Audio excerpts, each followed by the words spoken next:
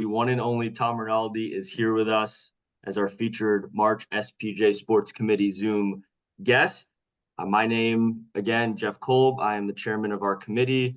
Lauren Vassallo, my vice chair, will be co-leading this tonight. This is special. This is a really special opportunity to get some advice from one of the, in my opinion, most legendary sports storytellers in the business, Tom Rinaldi.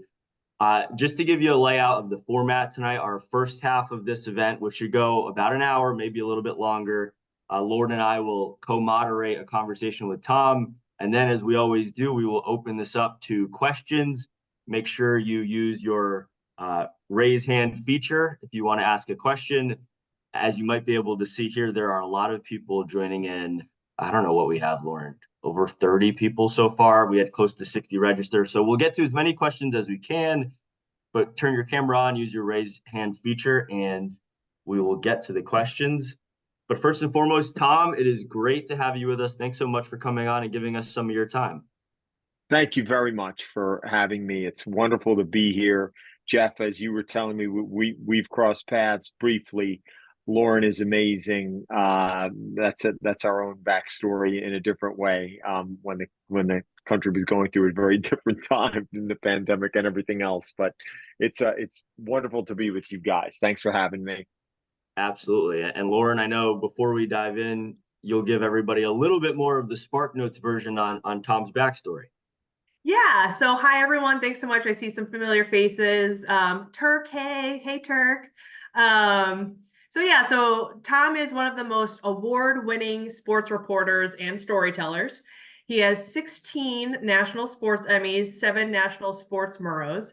He has worn many hats in covering just about every major sport out there. He is a published author. He has created a podcast series. He's done play-by-play and anchored championship trophy presentations. And oddly enough, his career did not begin in TV, but as a high school teacher, later winding up in local television before making the jump to the national level at CNN and Sports Illustrated Network. Tom joined ESPN in 2002 and worked with me and some others on this Zoom for the worldwide leader through 2020 before joining Fox Sports in 2021. So that's kind of the Cliff Notes version of Tom's career. And I'm just going to start it off with the first question. And that question is, what was your why that led you on this path in telling sports stories for your career?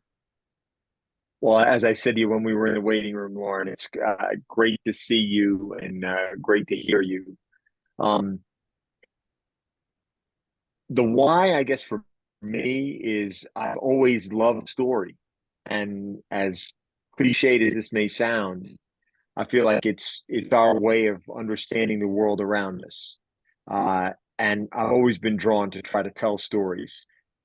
From the time I was in local news to the time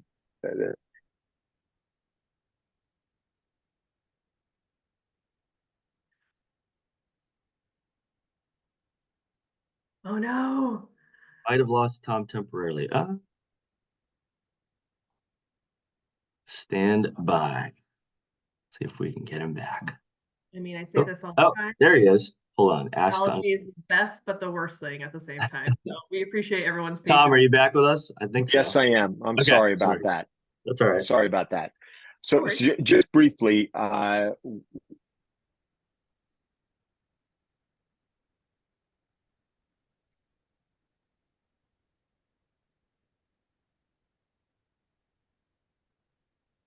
we still see you, Tom. Can you see us?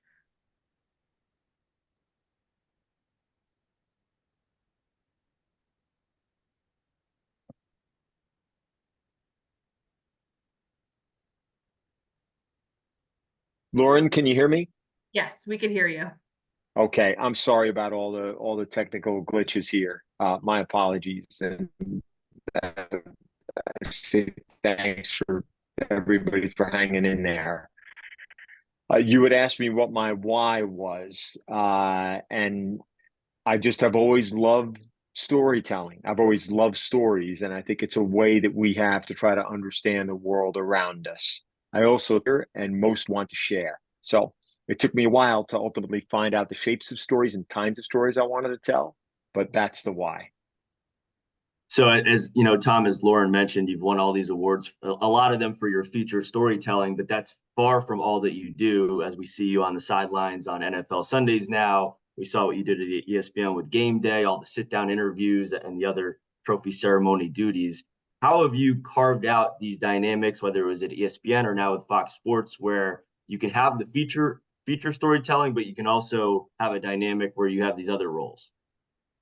So the first thing I would tell you guys is I've had every blessing and piece of good luck and good timing and people to believe in me throughout my career. Lauren knows that I've and including coming into contact with her and having us work together and her incredible talents to lift the projects that we were a part of. So that's one part. The other part is just a belief, and this is for everyone who's on this Zoom, who's earlier in your journey than I am. And I would think that's just about everybody because I'm old as dirt. And that's the real value of this undervalued word. And that word is and. I talk to so many people, Jeff, who've told me all across the years, boy, I really want to be a sideline reporter. And I would always say to them, that's terrific. And what else do you want to do? Because now more than ever, where everyone tries to follow, again, I'll keep referring to Lauren because she's the person here that has invited me in and whose path we shared recently as a predator. That is built on the word and. The ability to stack skills together makes you that much more valuable. And listen, there's more and more access to getting your material out there, your stories out there than there's ever been before, which I think puts an even greater premium on your ability to shoot, edit, write, narrate, report, all of those things. So, Jeff, I've been blessed to have the two sides of the coin, the stories, which are wonderful, but also the adrenaline and the immediacy of the events. And again, that's just been an incredible piece of luck. And for Hey, those Turk, I just see you there now. I just see you, Turk. But you're not going to learn anything on here. Go ahead, LV. I was just gonna say, for those who don't know, because when you hear the term predator, that can get a kind of a bad rap a little bit. Sure. That stands for producer editor. So I'm a producer and an editor at ESPN, not like, the creepy one. So another follow-up question I had for you, Tom, was how do you go about pitching when you find a story that you think is worth telling? How do you go about pitching your story? What process do you go through, and how do you decide which audience, which show, or which platform would be best for that story? So let's begin most fundamentally there, LV, with this simple thought that ideas, this is in journalism, outside of journalism, in storytelling and beyond it. Ideas are the ultimate currency. It's easier to say, I'll do whatever it takes. I'll do whatever I'm told. I'll do whatever opportunity is presented. None of those places idea generation first. Think about who brings the most value. Is it the person in the daily, the weekly show idea meeting, show creation meeting who says, here are 1, 2, 3 ideas that I think we could pursue? No one has a lower batting average with ideas, I think, career-wise than I do.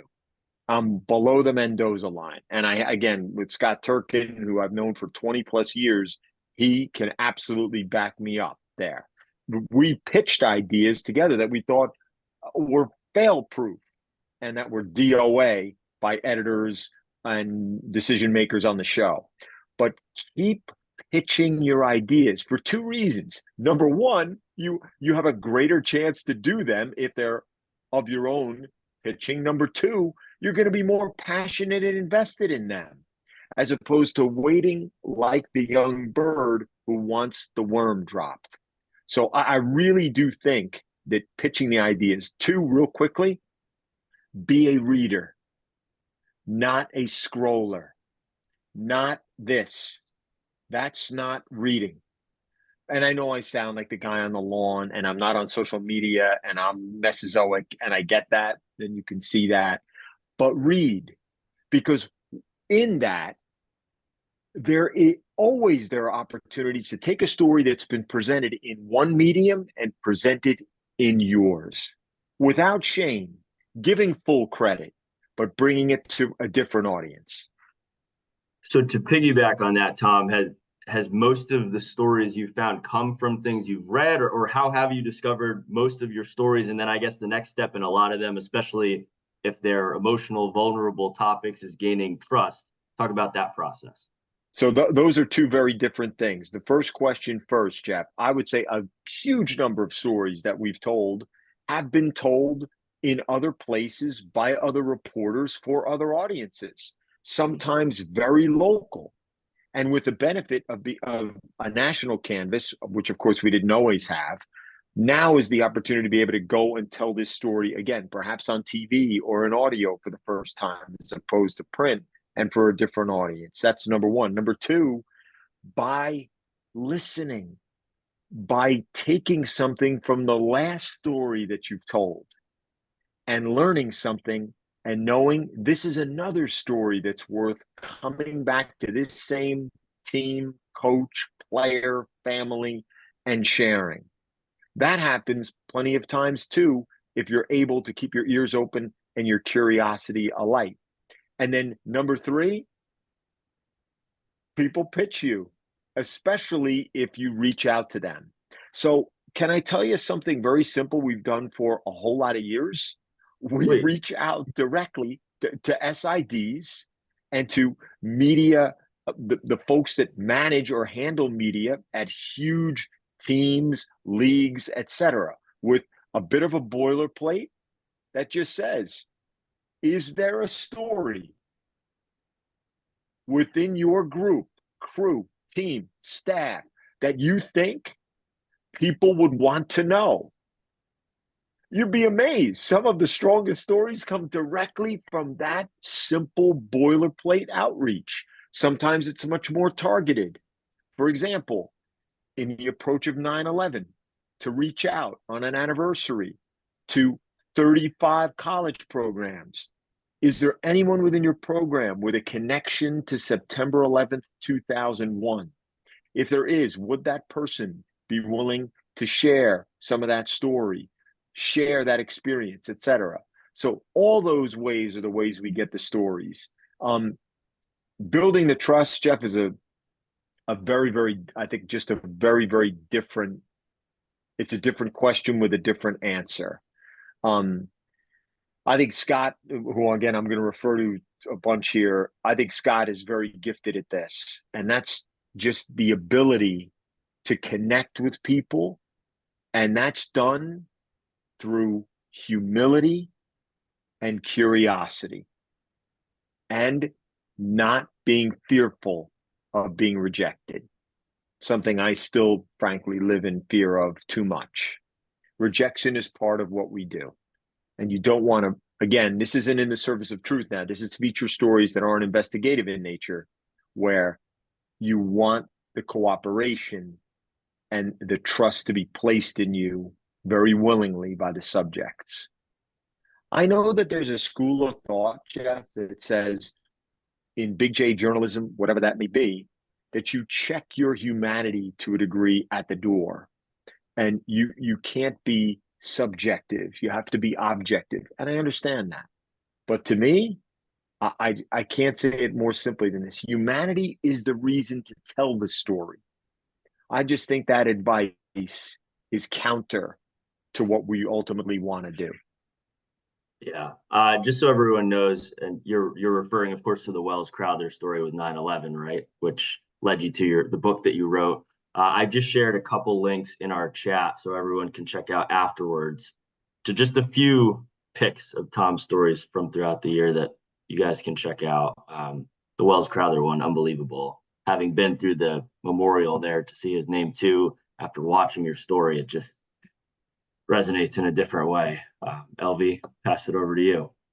Yeah, and I also wanted to just piggyback and say thank you so much thank you, and I'm sorry for all of the rejections that you've gotten with your pitches, because I have found that to be the most frustrating thing, because, in our business, they're constantly telling you, pitch stories, you got to pitch stories. They're always looking for the next big thing, content, content, content. And something that I think is wonderful, and I've been pitching for many, many years, still just has kind of landed on deaf ears. So I'm going to keep pitching this story. In fact, I'm kind of hoping that something happens this weekend with this particular race that I like to follow and pitch. But I appreciate your candor with that, because it's tough to keep on hearing no, and you get frustrated and upset, and And absolutely, Lauren. And let me also say this: there's also a, a power in not only pitching, but doing outreach before you let anyone know. Listen, sometimes we feel like it's got to be complete. This is Lauren from ESPN. I'm reaching out. This is a great word, guys, to explore the possibility of sharing this story, of seeing if our network would share this story.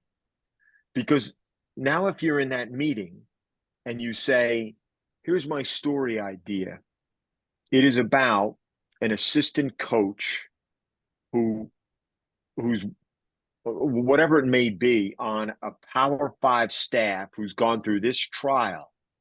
I reached out to him, and he sounds like he would be willing. She sounds like she would be willing to share this. Now you've already taken a step without having promised the subject anything. And I think that also has power in the pitch process to say, and I've already done some of this. Sometimes that turns a no or a I'm not interested into a maybe or a yes. Yeah, that was another thing that you said that I'm still trying to work on, is reaching out to these people and saying, hey, do you have any ideas? Because I feel like all the pressure is on me to go out and find the story, and being the one like, hey, I read this, or I saw this tweet, and I, looked up, did some research on it. But you're right. Why can't I just reach out to Emerson College and say, hey, what story idea, is there any potential idea here that could be explored to tell someone's story? I think that's, I don't know. Or even more, sorry to interrupt, Lauren, or even more simply, is there someone whose journey within your program has inspired you, has moved you, that you think might inspire someone else, move someone else? I mean, that's part of why we're in this. But we find sport moving, inspiring, incredible. And a lot of the journeys of high achieving people that get to this level, they feature inspiration, adversity, trial, loss, trauma, strength, faith, all these great themes. And I think just starting with an outreach like that can be very effective. And let me ask you this, Tom, because I have found lately that a lot of, not that we care what the internet trolls say, but a lot of times people are saying, why is insert network here running the story and capitalizing on someone's trauma? What would you say to that, that comment? Or, do you find that is the case, and like maybe we need to stop doing that? Like, what are your thoughts on that? I think I have three thoughts. The first one is the most basic. I mean, I'm not on social media, and I could care less with people who I don't know, don't meet. I could care less what they think. I do not believe they are deeply representative of anything other than someone that wanted to thumb something into a phone, which I'm just not going to allow any power to have in my life. And I don't, and I never have. Now, you can make the case that that's wrong. I'm tone deaf. I'm out of touch. I understand those are legitimate criticisms. This is the choice that I made. One, two, did you honor the trust placed in you by the subject? First, second, third, 10th, 100th, last. Did you do that? Third, did it captivate an audience? Guess what? If somebody is sending you a note which says, or getting on social media to say, why would they exploit this person's tragic journey? You've engaged that viewer enough for them to have an opinion to take the time to send it. Bingo. That's exactly what you want to do.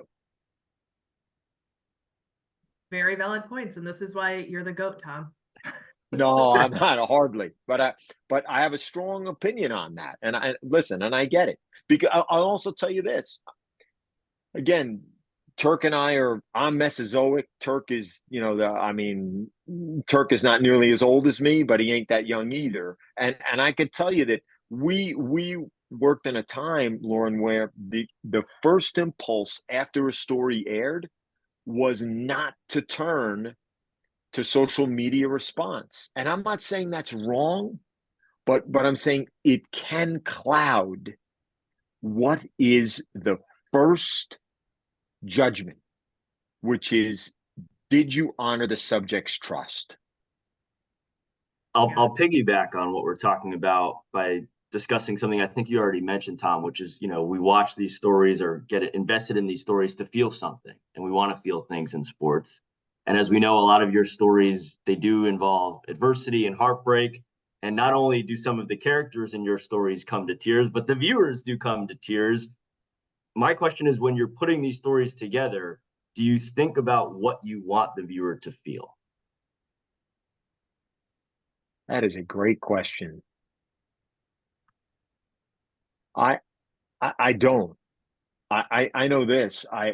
The first commandment in doing any story is clarity. What you most want, because remember, in TV, and I realize it's a bit different digitally, but you want the viewer, she needs to understand every story point, because the moment that the viewer is confused, she's now out of following the story. She has stepped out of that timeline to say, wait a second, what happened back there?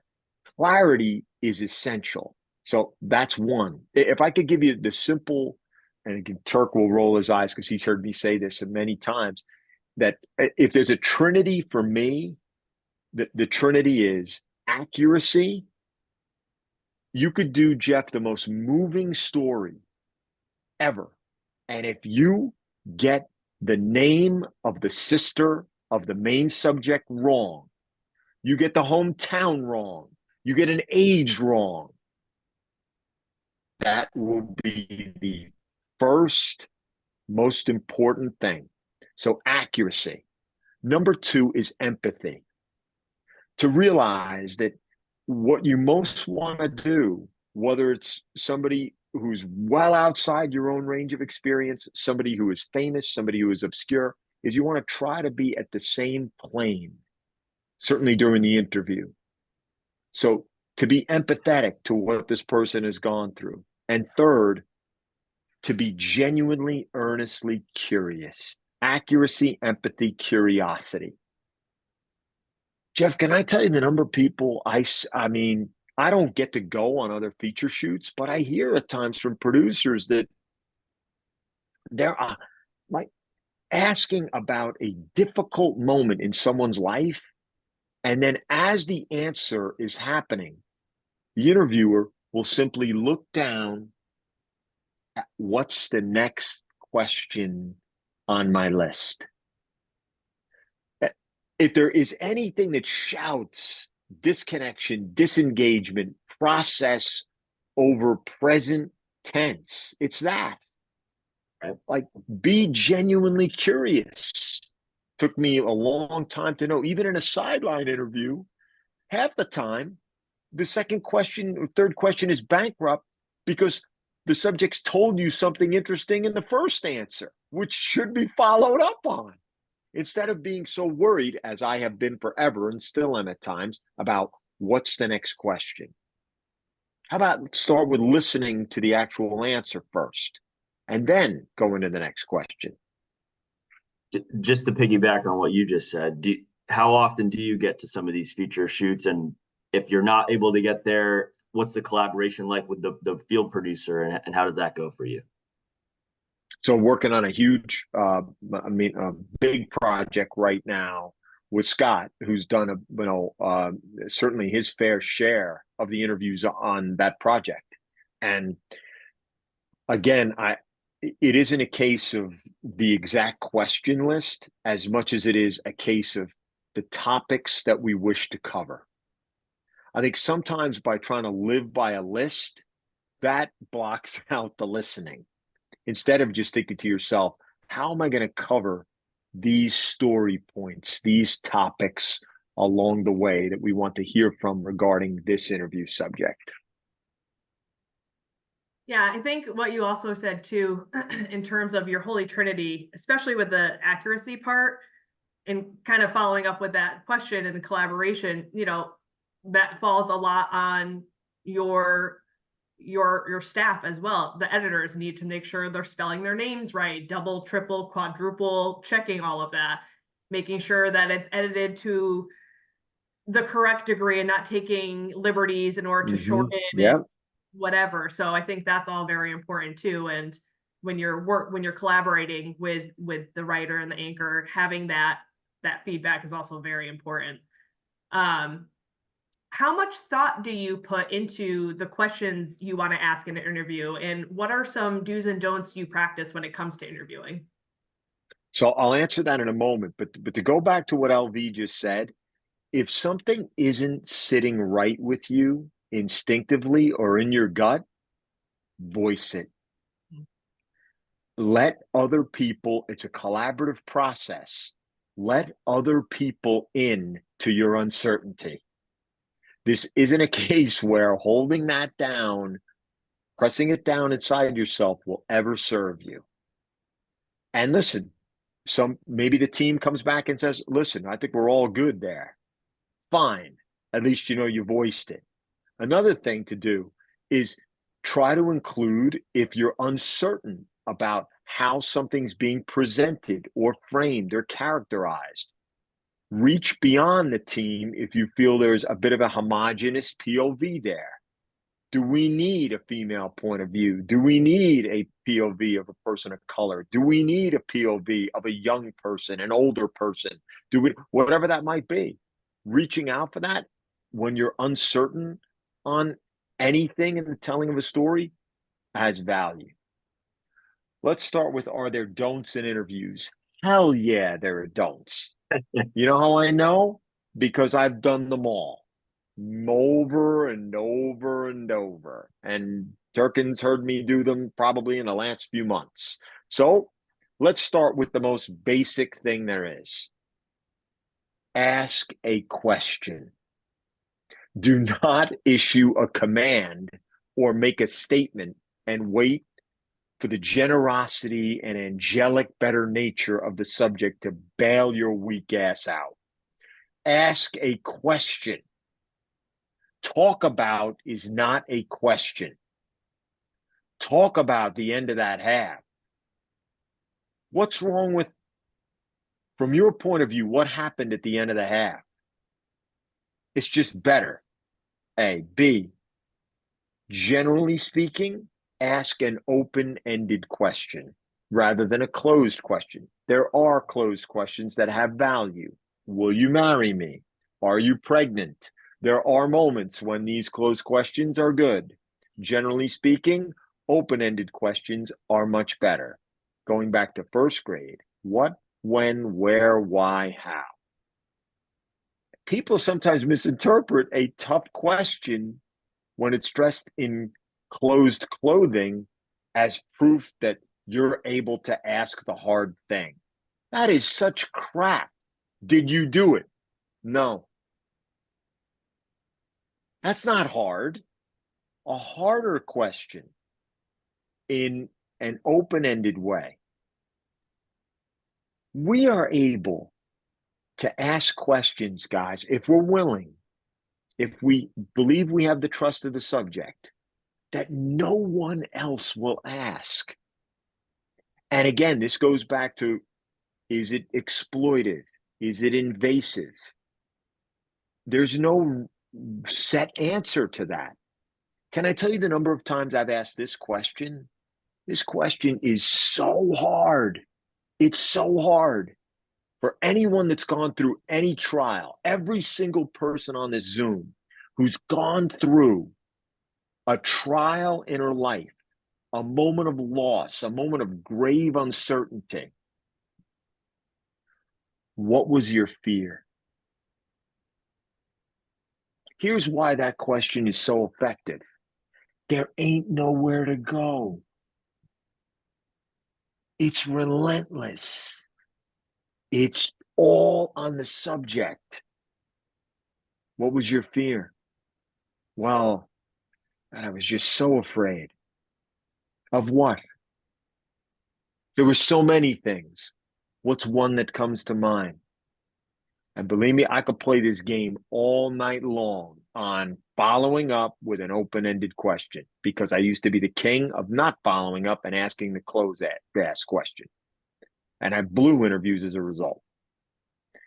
Third, ask one question at a time. Not two, not three. If I ask a double-barreled question, as John Sawatsky used to call it at ESPN, guess what the subject's going to answer? The last one. And many times, the last one's the weakest one. It's how we soften the harder one in our minds by asking a watered-down, weak-ass version of the first question. Sometimes a very small disclaimer is also very effective in a difficult interview with a resolute or difficult subject. Something like, Lauren, I'm going to pay you the respect of asking you this directly.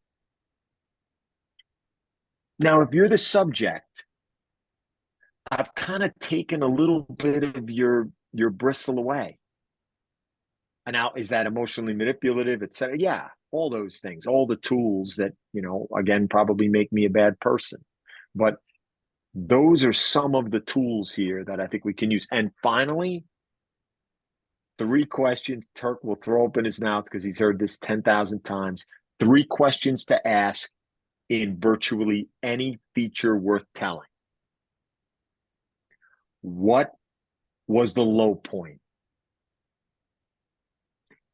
There's no general cliched answer to that. Again, what was the low point? There were so many. What's one that comes to mind? What was the low point? It's hard for me to say.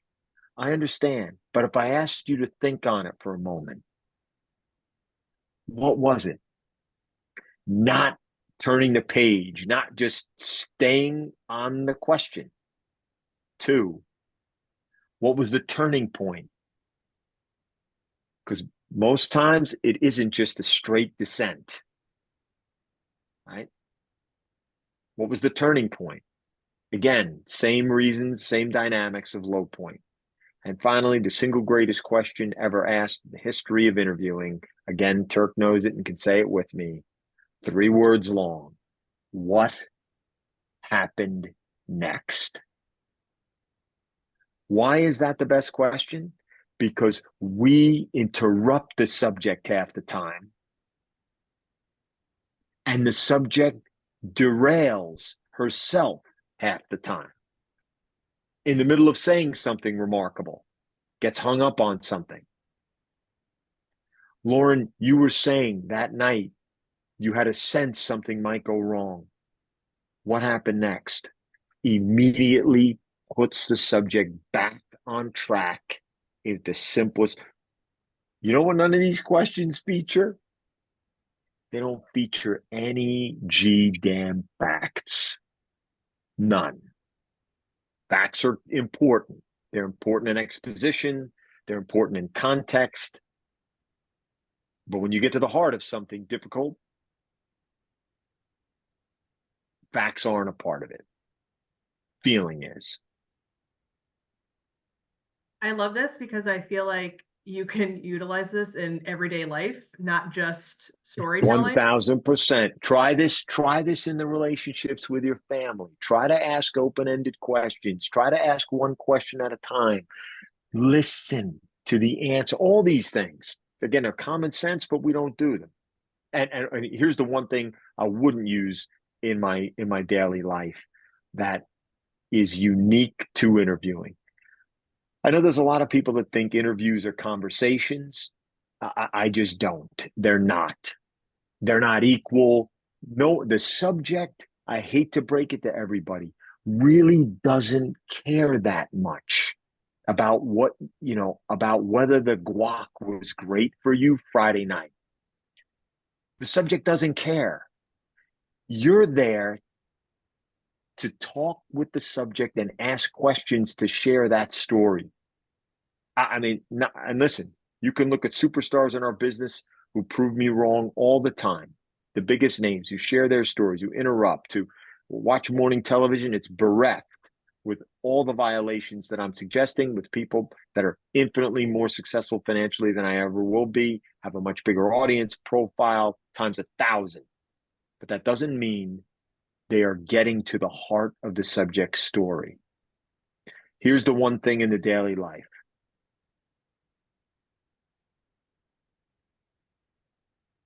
Let me You ask didn't lose. You didn't lose me. I was You like, see what no. You sit now. Realize this may Silence. Silence. He got you. So we have an overwhelming impulse to fill a silence socially. But guess what? If you work in TV, it's already being filled by the miracle we call the lens.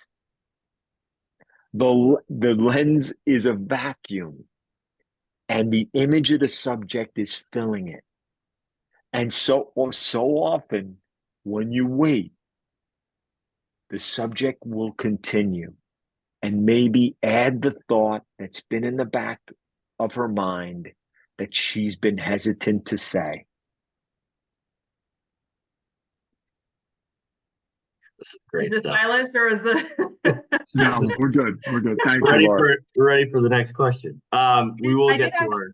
I did have one more quick follow-up with that though.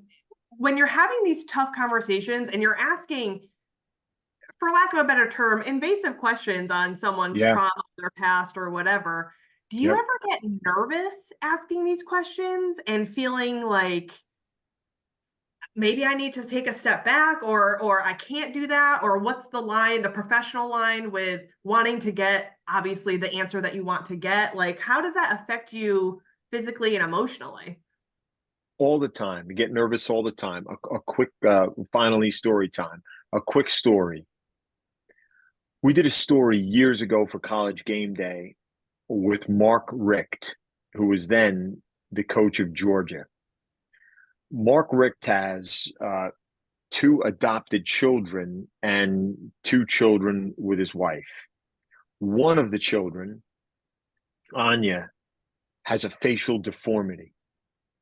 And we did a story about what led the Richts to adoption. We interviewed Richt's wife first, and she said if Anya didn't look the way she did, she'd gone through a series of surgeries since coming and joining the Richt family. But if she didn't look the way she did, she would not be our daughter. She would not be a part of our family. We believe that was a sign from God that she was meant to be our daughter. I asked Richt how he would describe his daughter's appearance. And I waited. And he did not talk for, honestly, no exaggeration, maybe like 45 seconds. And I stopped the camera and I said, Mark, the last thing I want to do is make you uncomfortable. We're in your home to tell this story about your family's journey, this part of it. And I'm making you uncomfortable. And he said, why would you ask me that? And I explained what his wife had said and said, that's why. He got up, he got up, took the mic off, and went and talked to his wife. Out of our earshot, we didn't move. 20 minutes later, he came back, sat down, and said, okay, she set me straight. Go ahead and ask. So we did. So that's, yeah, well, I get nervous all the time. That is something. We will get to, I know we already have some hands raised. I want to get in two more questions with Tom first, just about sort of the execution of the story. First, I want to ask you about your writing process.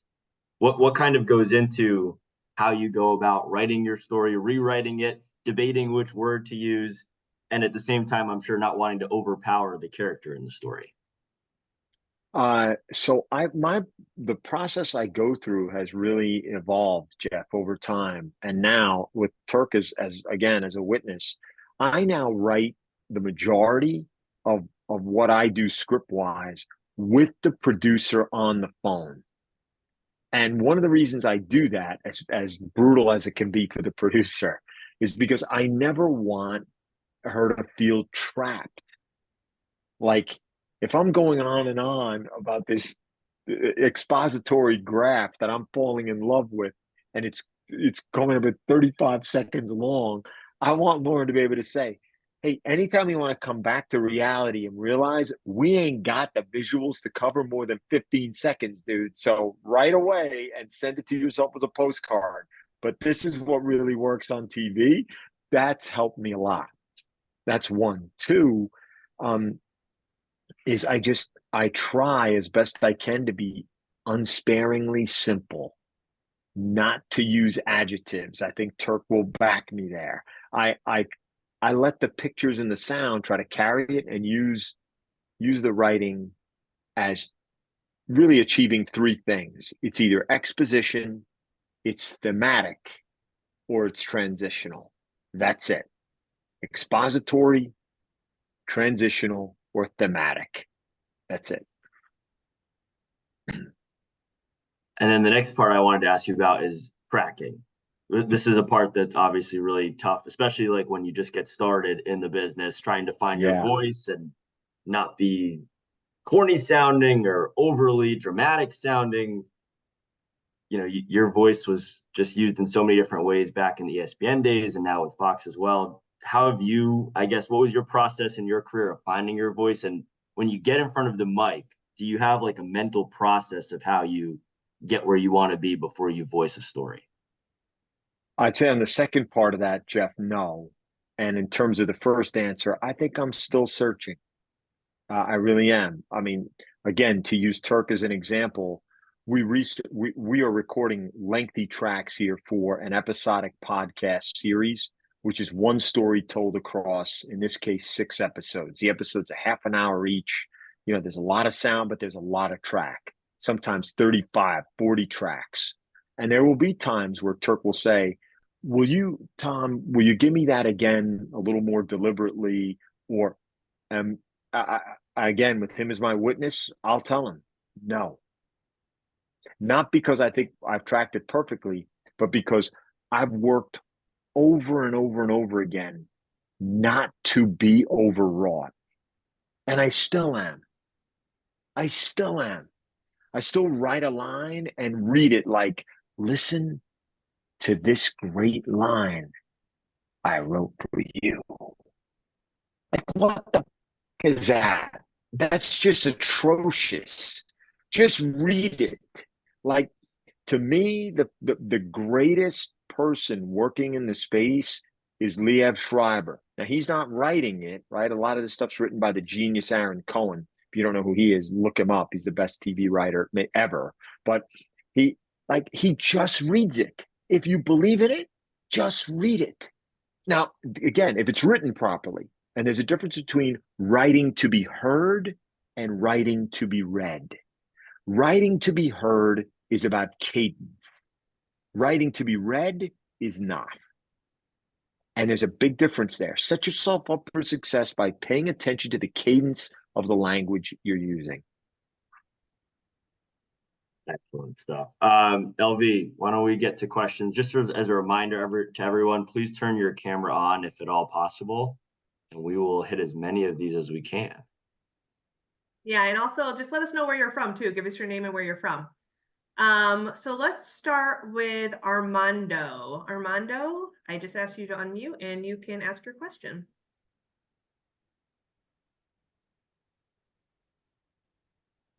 If Armando is not there, we can move on to. He sent something in the chat. Yeah, please do that. Please do that. Oh, Hi guys, Armando sorry sent it in about the chat? delay. Okay.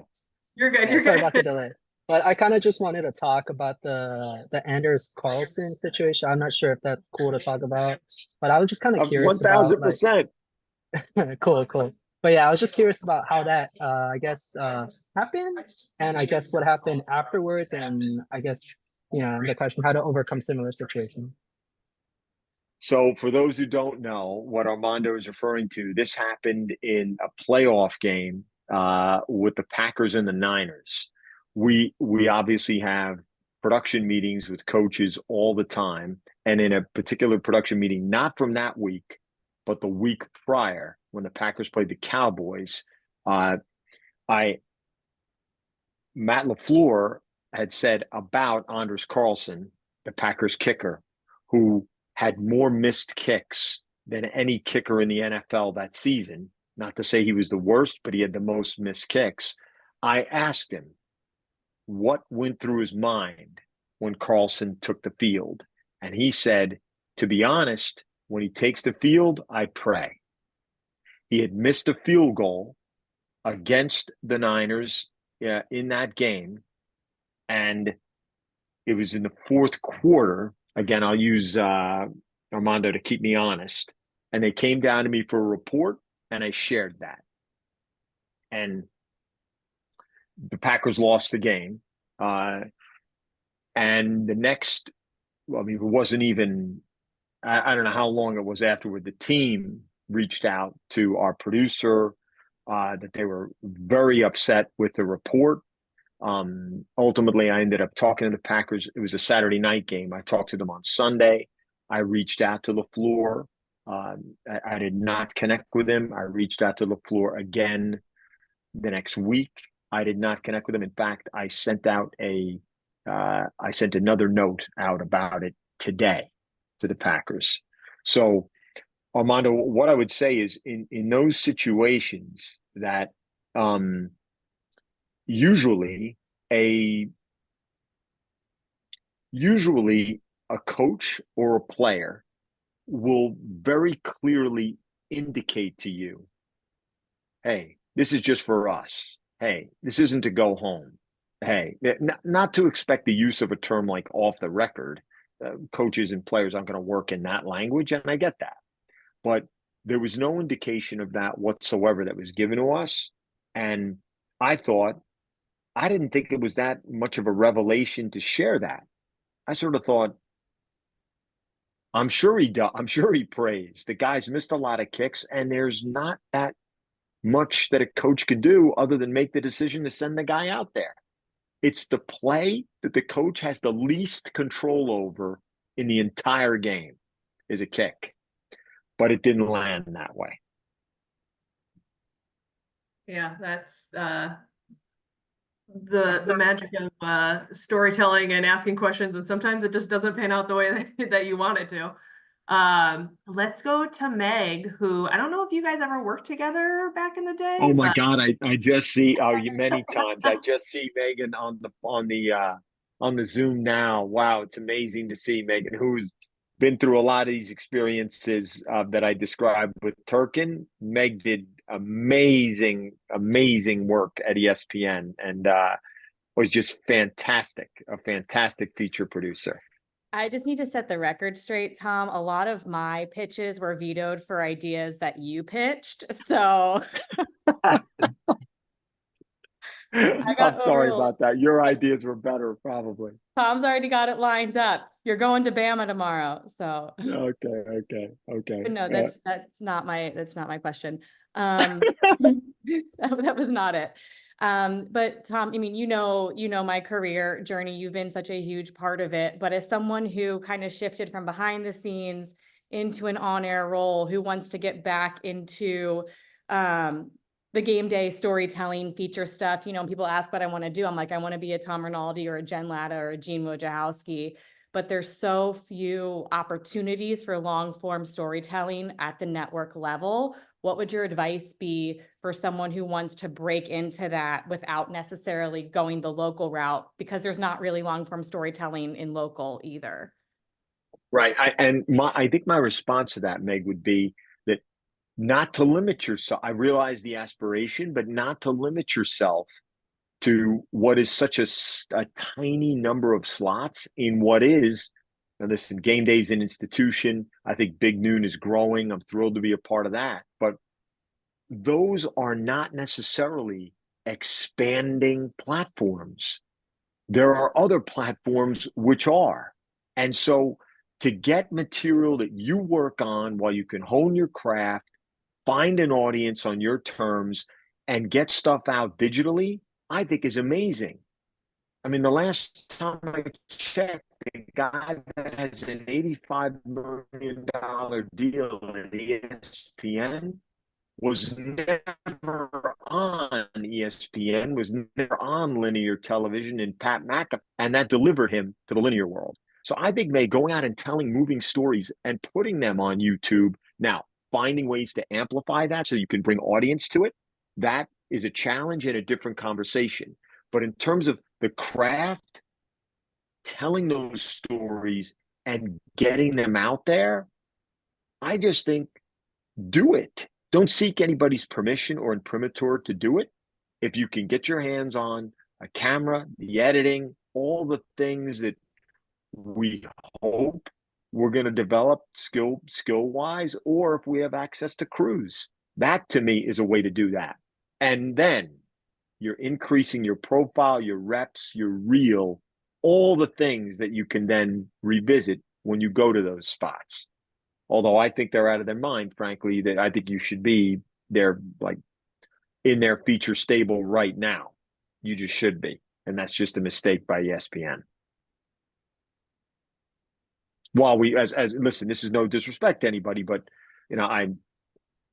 why wouldn't you hire someone who's been on campuses, earned the trust of staffs, told moving stories, as opposed to, let's say, somebody who has a big social media following or is just somebody who doesn't work in that world?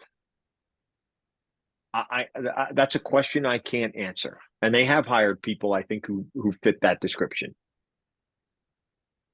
Yeah. Let's go to Reed Becker. Reed? Yeah. First, Tom, thanks for doing this. My name is Reed Becker. I'm a senior at Dean College in Massachusetts, sports broadcasting major, graduating in May. I interned the past 2 summers at the Cape Cod League and currently covering the Boston Bruins for the Boston Sports Journal. I'm focusing more on the writing, reporting, Awesome. interviewing side. Thank you. Awesome. Thank you. I'm focusing more on the reporting, writing, interviewing on camera sidelines part of the industry.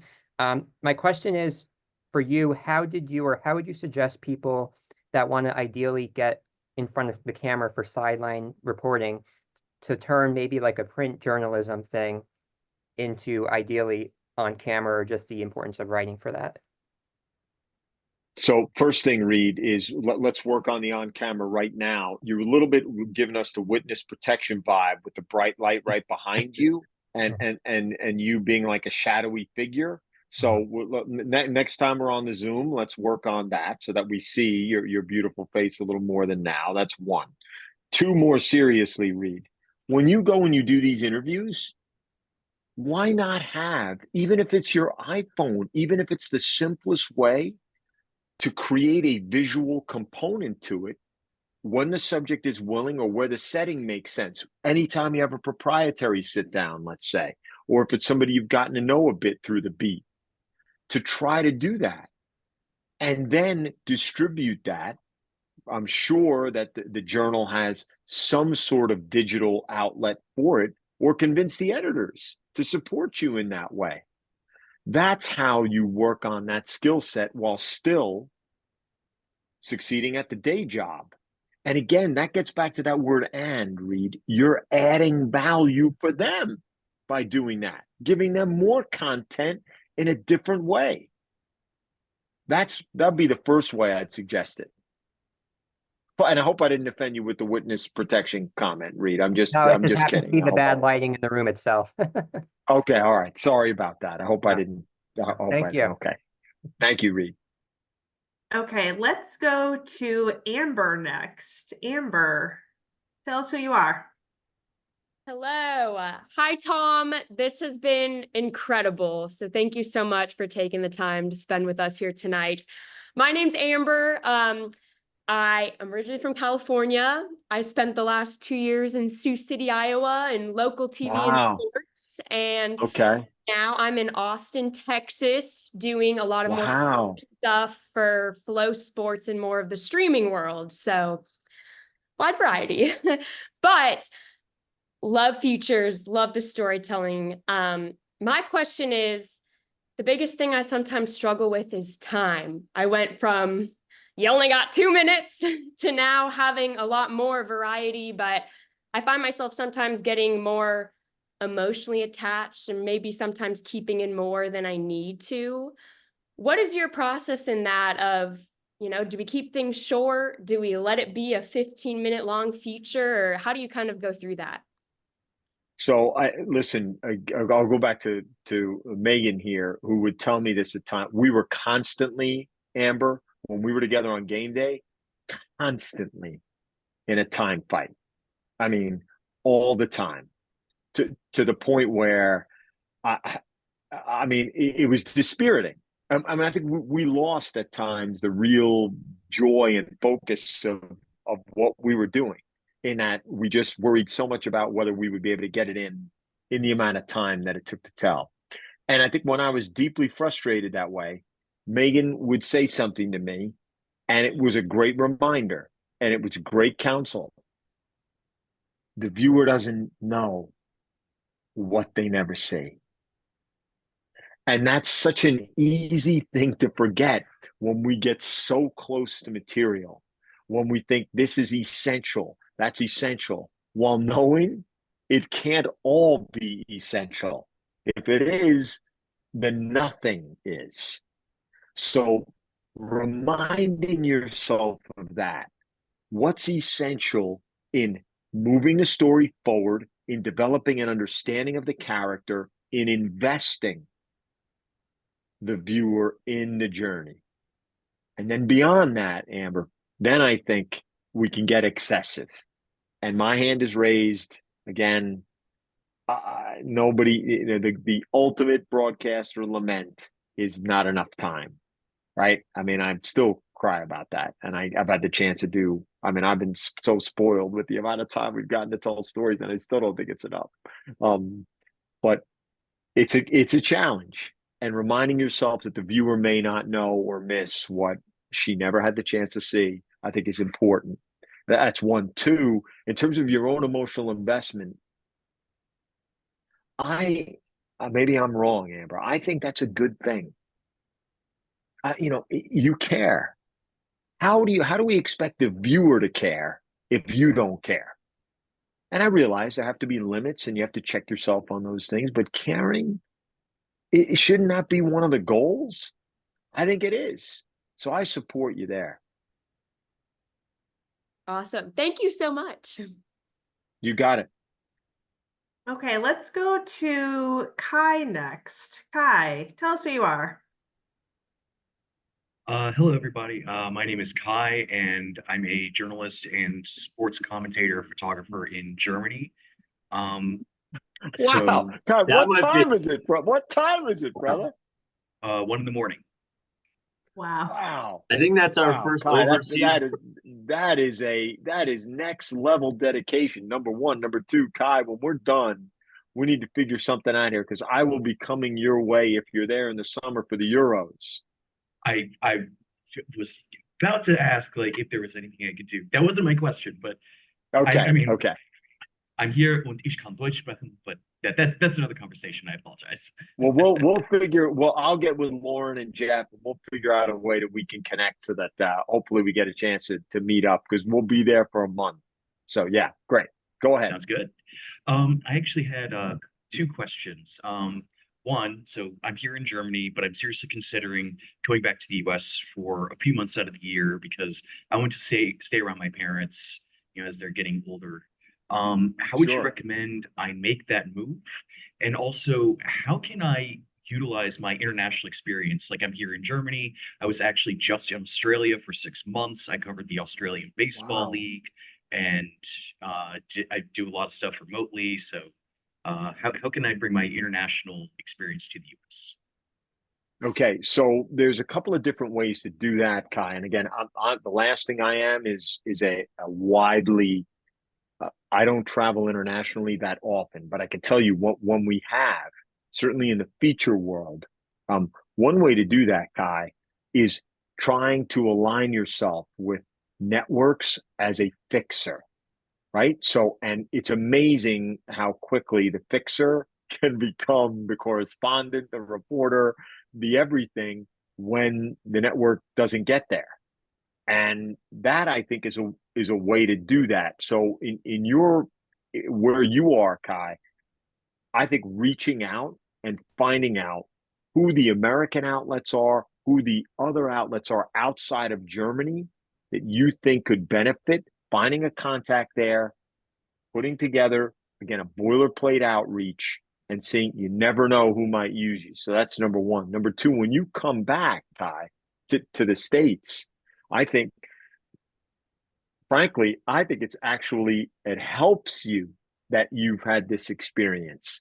A, you're more worldly. B, I guarantee you probably have, you know, you're a multi-linguist, I would presume, right? Which helps. And C, Kai, no matter what, everyone wants a person that either they're going to hire or they're going to consider to hire to have had an interesting path. And you do. Right? The first job to get the job is to sell who you are in such a hyper competitive field. And man, how many people are going to be able to say, I worked 6 months in Australia. I've been doing this in Germany. With all due respect, person that's getting out of Northwestern Medill, which is all who's been working around the world, and before you come back, has value. Okay, thank you very much. Just And again, we'll connect here through Jeff or Lauren about the Euros, Kai, because Okay. again, you could, you know, if you're there, that could maybe we can work something out there. yeah, Oh, no, absolutely. we'll make sure to get you guys connected. And Okay. Kai, I believe you're our first international participant, which is just, I think LV and I are just like through the roof about at this moment. We didn't know that. So, and while I was listening to you, we had Phil Murphy on a few months ago, who is big with ESPN. Yeah. How was that? Yeah, He was the anchor. amazing. And I think Kai, he would be a great person. I'll make sure to send you that link, and maybe we can connect you with Phil also. So That would be fantastic. That would be absolutely fantastic. Thank you. awesome. Great to have you with us, Kai. Thank you so much. Tom, Glad I to be just wanted to do a quick check-in with you because I know we're supposed to go to 8. We have a lot of people who want to ask questions. Are you okay to hang on for a little bit while and answer some more questions? Sure. I you know, and I just want to say to everybody, you know, you guys have been amazing and your attention's been fantastic, but this is one of the blessings of Zoom. You don't have to slink out of the room. Please, there's no offense if, you know, everybody wants to click off at any, you know, right now or 10 minutes ago. It's all good. Okay, so I'm gonna ask a question. Turk actually put a question in the chat. That is, sir, that's ridiculous. Okay, go ahead. So Uh, it's a really good question. So that's why I want to include it. But he said, Okay. what are the three most impactful themes in telling stories? So this is Turk setting me up because he already knows this answer. Maybe he thinks it's useful for others to hear. So it took me a long time to find this, and I don't even know if maybe when Meg and I were as busy as we were on game day that I had this clarity. Maybe I did, and I had said it to Megan back then. To me, this isn't for everybody at all. There's many themes outside of these three that are wonderful and compelling and certainly worth exploring. But for me, the line between living and dying, greatness and its cost, and forgiveness. Those to me are the richest story themes that resonate most with me. I mean, we are doing a story right now, Turk and I, the episodic podcast, which has all three. The last big project that Turk and I worked on has all three. I mean, a lot of stories which have a lot at stake in them have those themes. And even if you think to yourself, even if we were to pick, you know, any number of athletes, many of them have all three, or they have one or two in very, very powerful shape. So those are the three. Thanks for that, Turk. I kind of had a feeling that might have been a setup question, but I liked it, so I wanted to hear the answer. Let's go to Ryan Martin. Go ahead, Ryan. Thanks, Lauren, and thanks, Jeff. Hey, Tom, my name is Ryan. I'm a freshman at the University of Maryland. I kind of wanted to piggyback off Amber's question a little bit in terms of time constraints and working with time. As someone who's interviewed, the many people you did, I'm from Boston, so I remember Liam Fitzgerald so much. Oh my That was God. Thank you for that, Ryan. such a fun What story. an amazing, amazing, an amazing kid, amazing family. Yeah. Yeah. Being from Boston, it was so cool to see that when I was younger. The time Oh, constraints in okay. telling that, Ryan, or no? So Ryan, just tell people briefly in your own words, in your own version, what Sure. Liam's story is. By the way, it's mind blowing to think about how old he is right now. But Yeah, so when go I ahead. was back, I don't want to date you or anyone too much, but I think elementary school for me, maybe middle school, but Liam Fitzgerald was this Bruins super fan. I don't remember how old he was. He must have been Super fan. Yeah. 5, 6, or 7. And he would be right next to the bench on the Bruins bench and give every player a fist bump when they came off the ice. And it was either him shaking his hand that it was too hard or the Bruins players, which was just the coolest thing. And then now at the University of Maryland, I'm watching Tom's clips of interviewing Liam in his room about how to like get low to the subject and really be at the same eye level contact and stuff. The stories like that were really cool. So, and we've done a number of stories. We're about to do another one, we think, which is actually WWE related that involves a child. Yep. And so in some of those settings, as Ryan is referring to, I sit down low with Liam, sort of, so we share the same plane physically and in terms of our eye line. But what you don't see there, Ryan, is his father is in the room. And that's at our insistence, our saying, be here as a source of comfort for Liam. Not that Liam needed it. He has a massive personality. It's incredible. But be here as a source of comfort and familiarity and to check us. If we veer into anything you don't want us to get to, you let us know. Right. Boy, that was a really, really fun story to tell. And I could still tell you, and I feel like I still have the knee burns from playing kneel down hockey in his basement with him, with Dan Lindbergh, an amazing that Meg knows, that Scott knows, an amazing producer at ESPN, where like we could not leave. You just had to stay in the house and continue to get pelted by him blasting you with these plastic pucks in the basement. Yeah, it's great. Yeah, well, similar to that, I think my question kind of builds off that of whether you're interviewing Liam or a professional athlete or whoever, just from a veteran interviewer perspective, when you're listening to their response, how do you determine if their answer should be followed up on because they're saying something really interesting, or you should keep it moving and then change it to one of those other topics that you want covered? I think just to me, and this oversimplifies it, Ryan, you develop a feel for it. But for me, if the answer contains a word in and of itself, which maybe you didn't expect or is a bit deeper, that's to me always a cue for a follow-up. And sometimes the follow-up is as simple as pointing out that word. You said resolute. What did you mean? Why did you describe it as resolute, or why did you describe it as pivotal, or whatever that might be? That to me, that trigger word, if you will, that word that comes with an underscore, that can be a cheat sheet way to say, I'm going to have a follow here. Gotcha. Cool. Thank you, Tom. Appreciate it again, Lauren and Jeff. Hey, Lauren, Ryan, just before you hop off, yep. How has your experience been at Maryland? We have a junior in high school, and I'm just curious. It's been incredible. It was actually like my third school because I'm going for sports broadcasting, of course. It was at my third school at the time, but being in DC was a perk that I didn't get with other schools. And I was at the ACC tournament last week talking to Jim Boeheim at the student media seminar, and I've done a little bit of things with the Wizards so far as well, with their PA guy and some of their radio play-by-play broadcasters. So I'm a freshman, but being able to get involved so far with that has been really cool, both location, and then we had Scott Van Pelt talk to a class of former Terp the other day too. So I'm Merrill College through and through already, but it's been a great experience. And just how would you describe the level of equipment, if you've gotten to that yet, Ryan? Yeah. Editing and photo wise.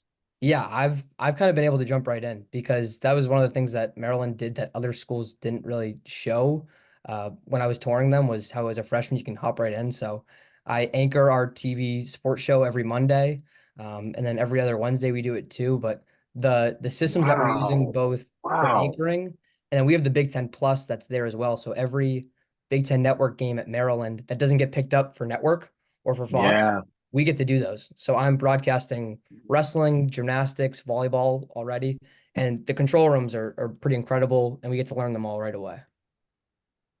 Wow, that's awesome. Okay, Lauren thank and you Jeff, for that. I just want to chime in with one quick thing, which is a Rinaldi staple, but it's a great follow-up. If you ever see someone kind of welling up or getting kind of emotional, Tom does this better than anyone. You say, "Even now, I see the great emotion on your face. Why?" And every single time it works. And sometimes you don't even need to say the first part of it. You can just say why. And I've done that many times in interviews, especially for this project, where there's some heavy topics, and it's always a great follow-up. That's a great point. I think Megan and I have been in those interviews as well, often where, and Megan has done it too, where I think it's just a way, again, the social impulse when someone is emotional is to sort of reach out, counsel them, which we have done. You know, Turk has done it, Megan has done it, but might share that little phrase is just a way not to turn the page to as Ryan was asking, to the next question. It's just a way to stay in that moment. That's a great point, Turk. And I'm going to talk to you offline about this project. So now I'm really curious what it is. Harrison, let's go to you. Hi. Thank you, Lauren. I'm Harrison. I'm a freshman at Dean College. I'm a sports broadcasting major. I'm actually from the North Shore of Massachusetts. I think someone brought it up about Fitzgerald Liam. I was at the Winter Classic, and the ovation that he got, it was just off the charts. And that's awesome. It's bringing back a lot of memories. That's awesome.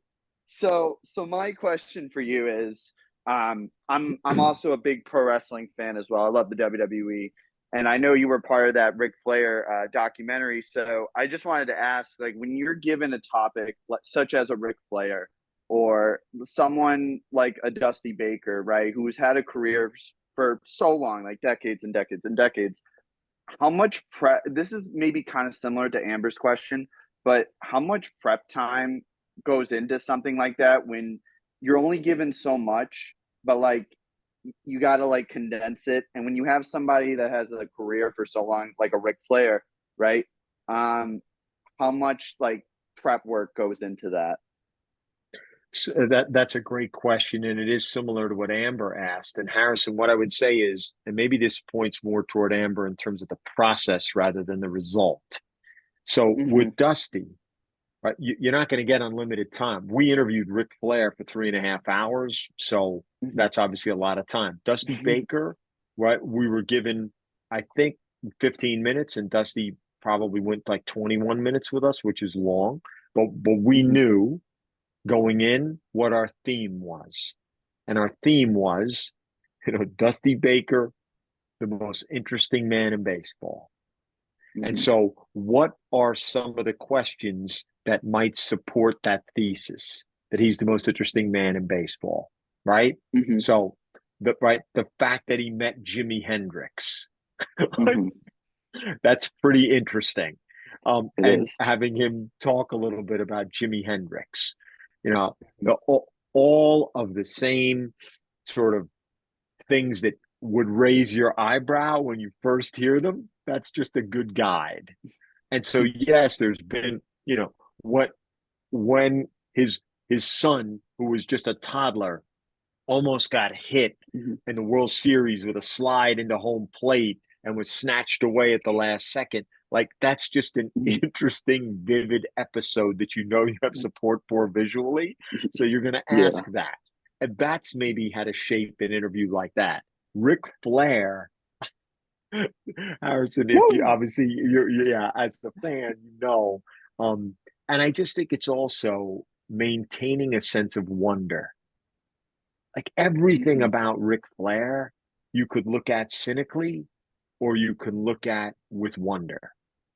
And if you're going to tell his story, and Ric Flair is going to be honest, like the exchange, I bought three suits a week for 36 years straight. How did you afford that? I didn't pay any taxes. Like that. That's again, if the subject is willing to say that, you already know you're rolling, right? You're rolling. So there is a difference between I'm going to get this person, and again, Megan can really relate here. We're going to get this player, we're going to get this coach for 10 minutes. What are you going to do with it? Don't waste time with talking about whitewater rafting and do they like mushrooms on their pizza. Like, get in, be warm, greet them, and be efficient. Let the questions do the work. That's a key there.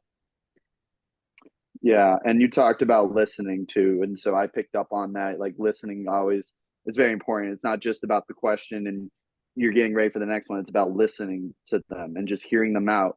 And then, like you said, like learning something new. Like, I remember that, and I remember that part, and I was just like, whoa, like that's new information that like I didn't know. And so you start to, you listen, and now it's like creating even more questions that you weren't even thinking of. So thank you. That means a lot. Thank you. Thanks for the question, Harrison. Of course. So I think we're going to try to wrap by like 8:40. So just to give everyone, their evenings back. So we're going to try to power through these rest of these questions for you guys. Bella, let's go to you. Hi, thanks, Lauren. And Tom, just thank you for this. It's been really just a pleasure tonight to get all this great insight. I'm Gabriella Tomeno. I'm from Connecticut, and I'm studying sports broadcasting at Dean College. Before I ask my question, I just wanted to say the story you did I believe it was 2016, on the 10-year-old Logan from Simsbury, Connecticut, I believe. Just one of the most moving things, and something that I still think about every kind of Patriots season, always in the back of my mind. Just want to say, just an incredible, moving story.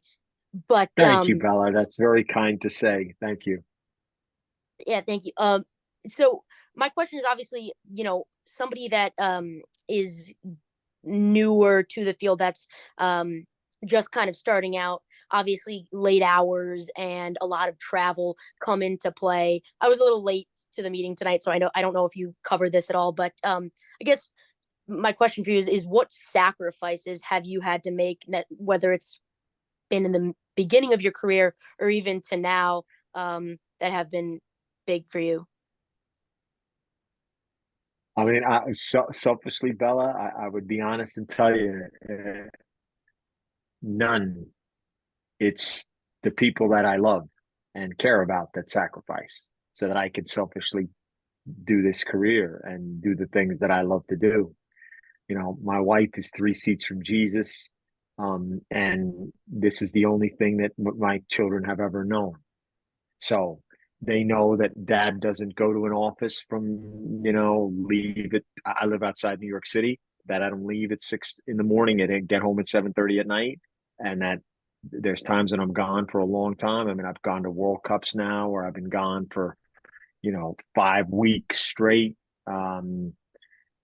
That's just part of it. But I also think that and maybe this is just me rationalizing, Bella, right? With the people in my life that love me, I hope that they see and feel the happiness that I get from work, and that hopefully lends something to the spirit of our house and the example for our kids. And that's easy to say. Again, it's all very selfish.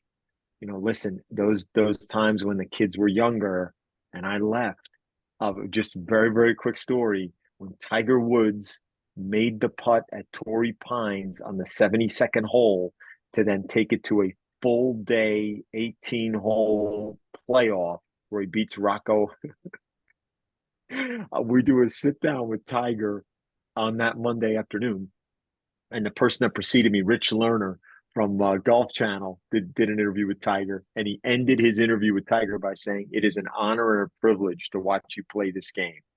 We step in to do the interview. They're switching the mics, adjusting the lighting. And I say to Tiger, when you made that putt yesterday, and I had to call home and say, I am not going to be home for another day, and you've got the 2 young kids, honor and privilege were not really the words in my wife's mind. just so you know that. And he didn't miss a beat. He was like, just tell her from me, it had to be done. And so that became like a little shorthand in our marriage of the "it had to be done." There are these sacrifices, Bella, but again, I'm so unbelievably lucky. Again, I could I know I keep pointing out Megan because I have such immense respect for her and I think she's amazing, but Megan could do the exact job that I do.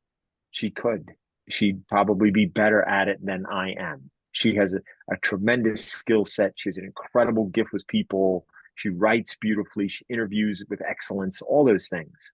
And I think if she's tenacious and stays with it, I think she will be in a role that she wants to be in. But she should already be in it.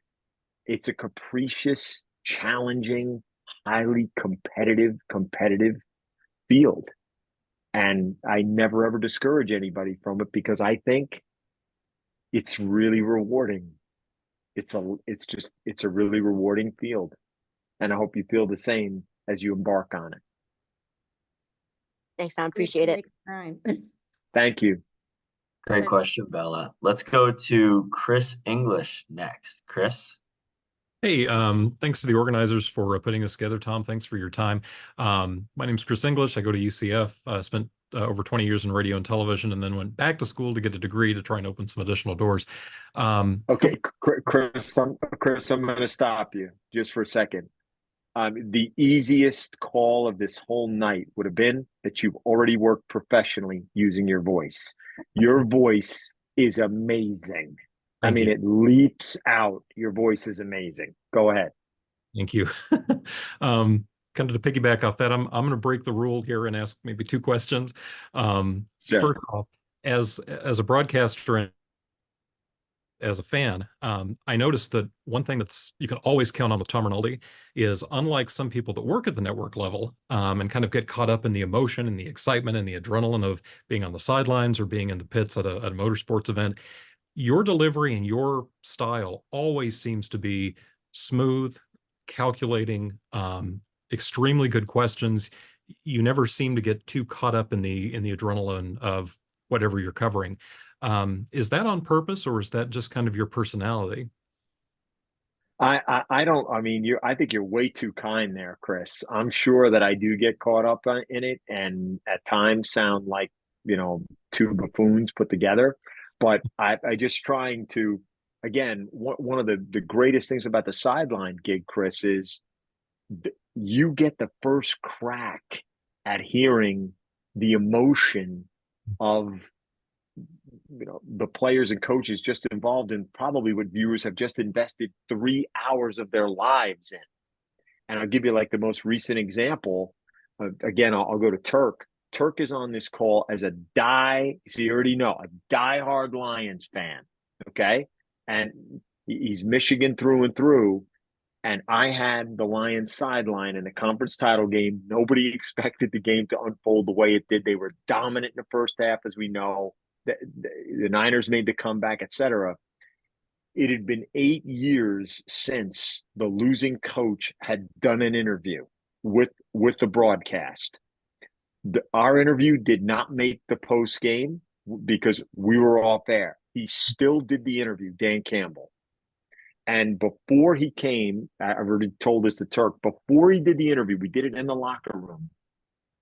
He paused like 10 feet away and just wiped the tears out of his eyes. And then he came forward and did the interview. Man, what is not to love about what we get to do? Like, how can you be cynical about any of it when you see that? It's just been phenomenal to have these moments. And so I think maybe, Chris, the sort of being even keeled is just realizing that just get out of the way.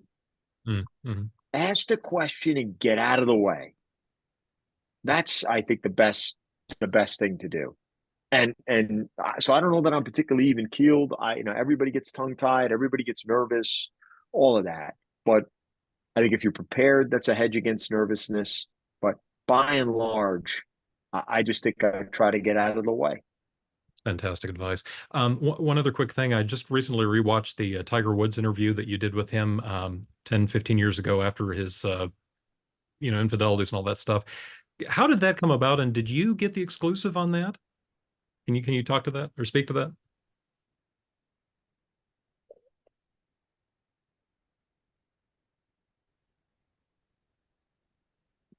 Yeah, he did an interview with Golf Channel as well. I won't get into the whole long process. It's a long story of how the interview happened and was landed, but there were simple conditions regarding the interview. It was 5 minutes in length. It was to be done outside, and it was to be done standing up.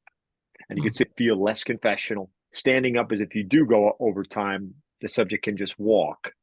And the 5 minutes, you're going to take any minute there, right? He was on the back page of the tabloids in New York for 68 straight days, other than the apology, which was just this excruciating scripted moment. He hadn't answered any questions. And, I was super nervous. I was ready to throw up on my shoes before it.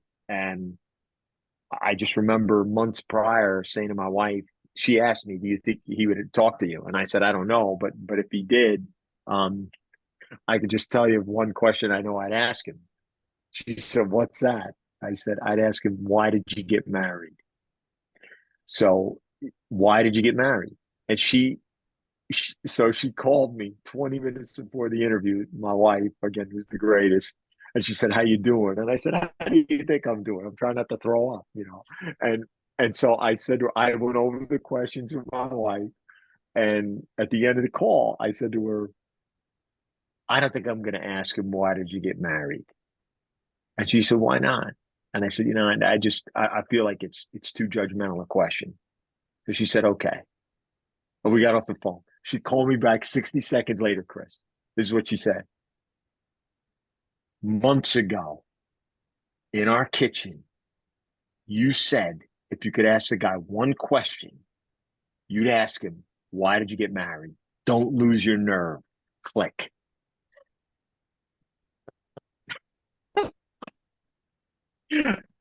And guess what? If you just went back and watched it, you know I asked him. I asked him that. Yeah. That's like, Because I loved her. Because I loved her. And so people jumped on the past tense, even though I think it was a fair answer. Like, that's why I married her then. Anyway, yeah. awesome. Again, thank you so much for this evening. No, thanks, Chris. You got a great voice, dude. Great. Let's get to two more questions before we can wrap here. Justin, you're up. Yes, hi Tom. I'm a sports broadcasting major at Dean College, and I entered at Bronx Net Studio over last summer. One quick question I want to ask is that since I want to get more into like the writing side of the sports industry and journalism, how can you like develop like trust into like, you know, a player you interview towards getting a story, and also how to deliver a great sideline report towards that of what you have gotten towards the information of a player that they have given you? Okay, so two things there, Justin, and I appreciate the question. Right? Those are two very different things. So the first thing is just on the writing, and I'm sure you know this already, Justin. This isn't the answer to the trust piece. This is just the answer to the writing piece. Read as much as you can, because it's the other side of the coin of writing. Read as much as you can. Read the writers that you like. Read the columnists that you like, and read outside of sports too, because there's so much great content. I mean, more than ever before, that's just excellent in its tone, its reporting, its information. Read as much as you can. That's one. 1A. Justin, I think by being you, just by being authentic, right? The player or the coach understands when they're being sold. That's all that's happening all the time, whether it's the head coach at Dean in a given sport or whether it's a professional franchise. These athletes, these coaches understand when someone, just like you do in your life, is not necessarily being authentic, is trying to sell something. And I think the greatest sales tactic is earnestness and just being authentic. And again, being able to understand and accept rejection when someone says, "You know what, I don't have the time now," or "I'm not going to share that now," or, you know, just to handle that graciously and say, "Understood. Hope there might be another time in the future. See you." That goes someplace. I'll tell you something else. And again, I'm surprised Turk didn't bring this up already. Justin, anytime anyone does give you time just for you, write a handwritten note. Write a thank you note. Anytime someone gives you proprietary time, you would be stunned at how many people react to that, including Tiger Woods. How much mail does Tiger Woods get? First time I ever did a sit down with him, I wrote him a note. I said it to his agent, "If I write him a note, will you give it to him?" He's like, "Well, what am I going to do with it? It's not to me." "Yeah, I'm going to give it to him." I did. I saw him 3 months later. First thing he said to me, "Hey man, thanks for your note." That's one way. All right. The succinct sideline report, when you know, Justin, tell me. Because apparently I just effed that up pretty badly with Anders Carlson and the Green Bay Packers, which I'm still trying to deal with. So when you know how I can deliver a better sideline report, I'm all ears, brother. Thank you. Tom, real quick. You got it. Thanks for the questions.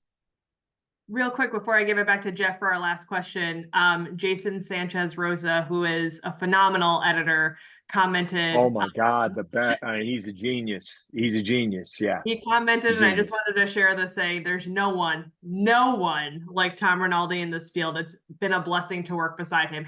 #GOAT. So it really does go without saying that, aside from your work ethic and the work There that he is. There he is. Okay, there he is. He's up there right now. Let me just say real quick, without it being like too much of an all in the family moment, that I'm just going to say to everybody something that I've said to him 100 times, 1,000 times. In TV, everything, and Lauren knows this, lives and dies in the edit. Everything. Marginal material is lifted. Gold is squandered. Everything sets up the edit. And if you're not, and I'm going to do this right now because he's on, this is something this is real. If you could see me, this is just me on a knee to that guy because that's how great that guy is. That guy walks on effing water.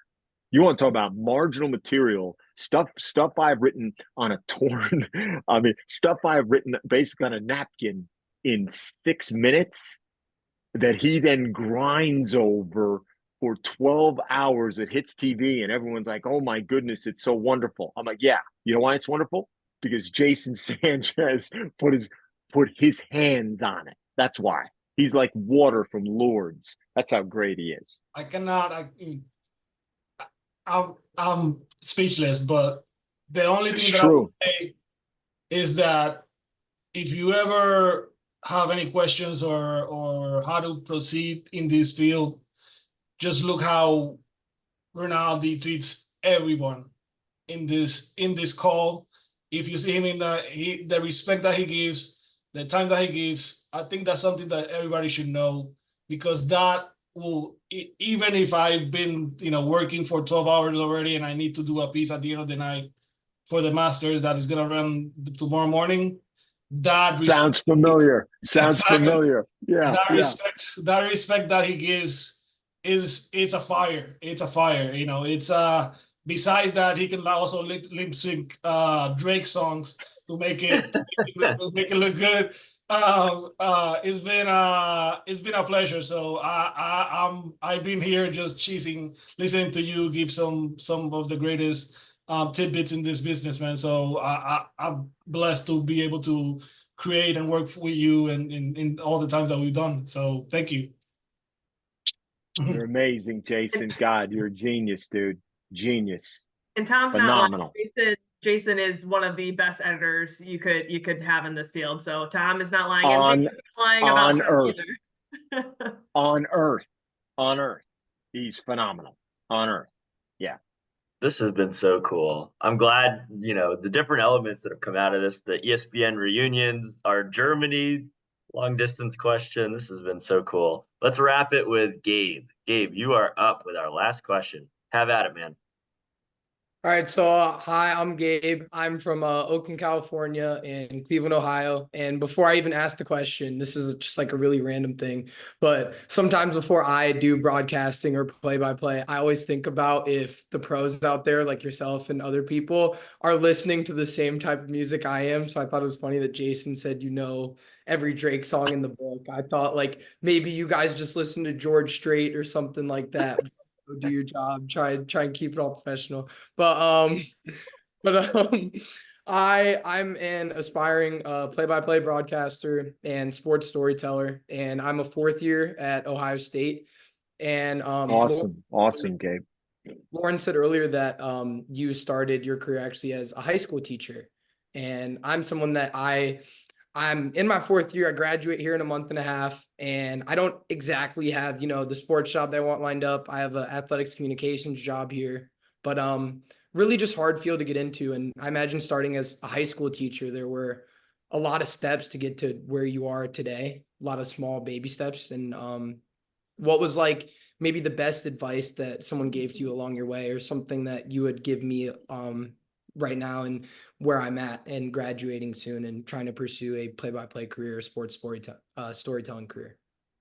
Gabe, but I'm going to begin by telling you, you are a million miles ahead of where I was.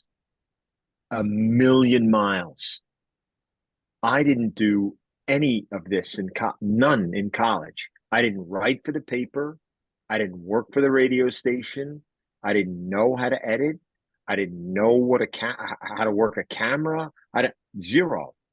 I was an English major who became a teacher and a coach, did that for a number of years, and then went back to school for journalism and then changed my path completely. So you're 10 million miles out ahead of where I am. That's number one. And believe that. Number two, don't ask for permission to pursue the craft. If you have access to gear and you can develop your skill set, just get out there and do it. Tell stories, put them out there, distribute them in ways. Again, it builds your reel, it builds your reps, and it builds your reputation. All of that. Rather than, I get it. You're not going to get paid to do it. You're going to pay to do it with time, right? With whatever it might take for the gear, to do post-pro, all of that. But that is the commitment in a hyper-competitive field. Right. And it only takes one person. Go ahead, Gabe. I was going to say, one thing that I'm really trying to lock in on before I graduate here soon is exactly what you just said, trying to get my demo reel up and everything. And it's unfortunate. We have a student TV station here, and I used to take a class with them that helped me edit, learn how to do all these important things. And I made a connection with the teacher, and I said, could I do, some stuff with you guys to film stuff for my demo reel? And I know a lot of the SIDs because I work in athletics, and I wanted to use their equipment, and then they kind of went ghost mode on me. So it's kind of funny that you said that, because tomorrow my main objective is going to be to go buy a personal hand mic and just talk to the SIDs that I know myself and just try and get as much done as possible before I'm out of here. So I do. And I'll tell you, I mean, at Ohio State, there's just an endless number of stories to tell across the different sports. And I mean, even if, Gabe, between now and when you graduate, that you invest your time and say, I want to walk out of between now and that time in May with a feature of whatever length that I've done from A to Z. That would be my challenge to you. To walk out with a feature. I don't care where it airs. I don't care who sees it. For you, for the craft, to develop that. And again, if people are getting in your way to get the gear necessary to do that, you can find ways around that. I guarantee it. I guarantee it. And thank you very much. I appreciate all the time you put in. I don't want to make you feel old, but grew up watching you on ESPN and hearing your voice on TV. So it's great to have the opportunity to use you as a resource. Thanks, Gabe. I am old, so you're just making me feel the truth. That's all. That's all. Well, we just want to say, Jeff and I both want to say thank you to everybody for joining. This was a really great conversation, and you guys asked some really awesome questions. And a big thank you to Tom, obviously, for taking the time out and answering all of our questions and just being, like I said, the GOAT. I mean, it's the truth. So Tom, thank you so much for taking the time and answering our questions and being patient with us. And listen, the last thing I would say for those who are still on is I really use Lauren. Use her as a resource. Lauren is resourceful, creative, driven, thoughtful, generous, all the things we all aspire to be in the business. She is those things. Reach out to her. She has great generosity of heart and spirit, but she's also really, really gifted at the craft. And she is a great representative of and what that does, where it can lead, and I'm sure where it will lead next. She's a great resource. So thank you guys very, very much for having me. Again, Jason, I'm amazed you're on this thing, man. You're phenomenal. Turk, so are you. And hold on, is Meg still on here, or did she bail? I know she's here. She's here. I'm here. And I will say this too, I just put in the chat our email address.